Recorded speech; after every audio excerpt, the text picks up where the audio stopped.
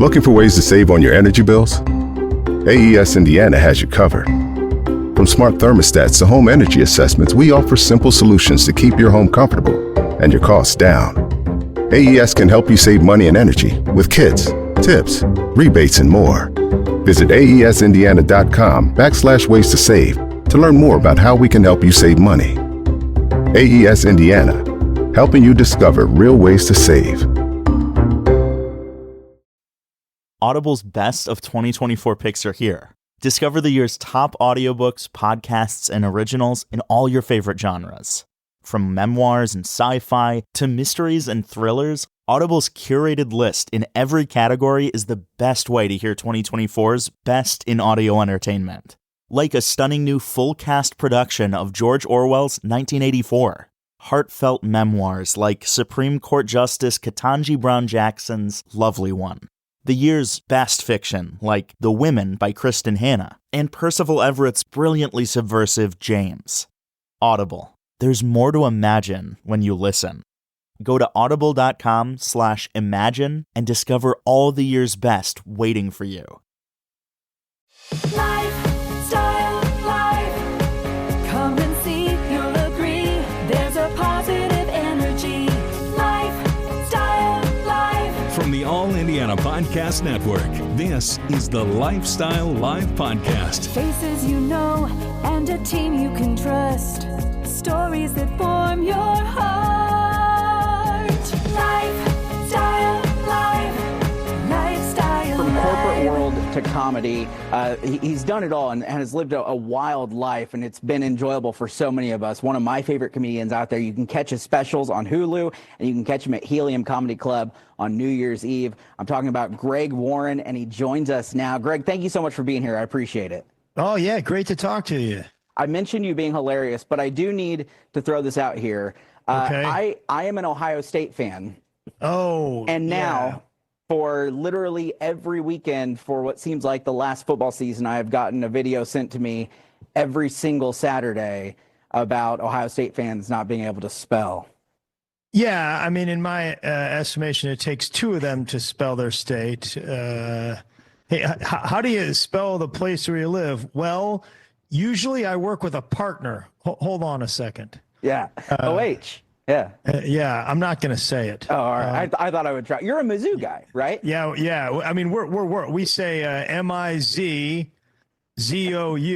Yeah. And that is not remotely how you spell Missouri. Yeah. So No Z's anywhere in there. no Z's actually, even yeah. in there. Our old rival, Kansas, they say Rock Chalk Jayhawk, but they sing it like you're at a Catholic mass. You're just watching basketball, and all of a sudden you hear Rock Chalk Jayhawk. It's In the spooky, name of though. the Father. Yeah, it's almost like. Are you a big sports guy? I mean, I know you wrestled in college and that. Yeah, sort I of wrestled at Missouri. I'm all in on college wrestling. I know more than I should know about that, and then and Major League Baseball. Yeah. I'm not. I don't know much about the NFL, and I'll watch college football when Missouri's good. You mentioned when you look at your bio, you started out working in Procter & Gamble. You worked in that world. When did you shift and go and say, you know what, I'm going to try this comedy thing and see if that works? It was 10 years. I was selling Jif and Pringles and Duncan Hines and Crisco. And Kroger was a big customer of mine, which I know is big in Indy. And I sold all that stuff. And I was doing stand-up like off and on. I would sort of try it and then be like, "Now, what are you doing? You got this great corporate job." And then, or I'd have a bad set and I'd be like, "You don't belong in this." And then I don't know, the last 3 or 4 years, I started having better sets, and it was in the back of my mind. And then I just made the leap in 2001. You know what? It's funny because I remember one of the times where I think I quit about 5 times, which is, if there's young people out there, don't quit, you know. But I really did. And I remember one of them was driving back from Indianapolis. I was working Crackers downtown, and this was in the late 90s, and I had that was the opener, and I did not have a good week. And I remember driving back being like, you need to double down on this peanut butter thing. This is, you're not good, you know?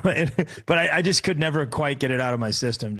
You're going to be in Indy on New Year's Eve. Those shows always so fun because people want to go out and have a good time. It adds a different element to that.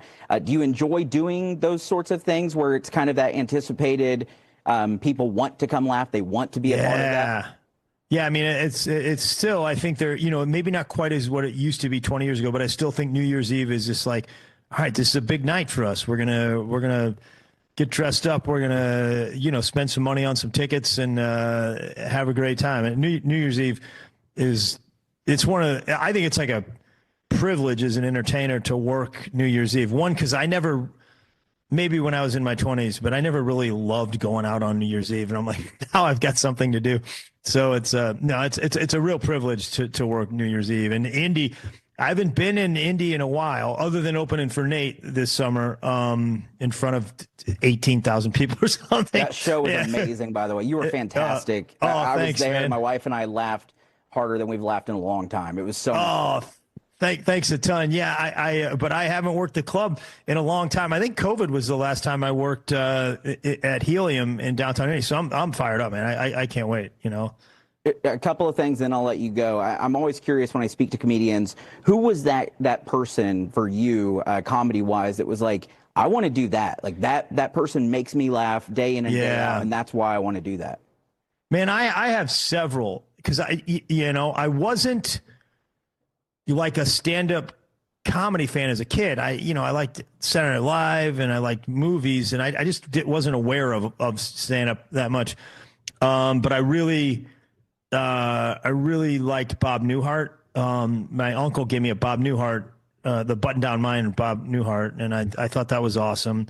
I got to work when I worked at a comedy club just in college. I worked there. I wasn't telling jokes or anything, but I thought Daryl Hammond was really, really funny the first time I saw him.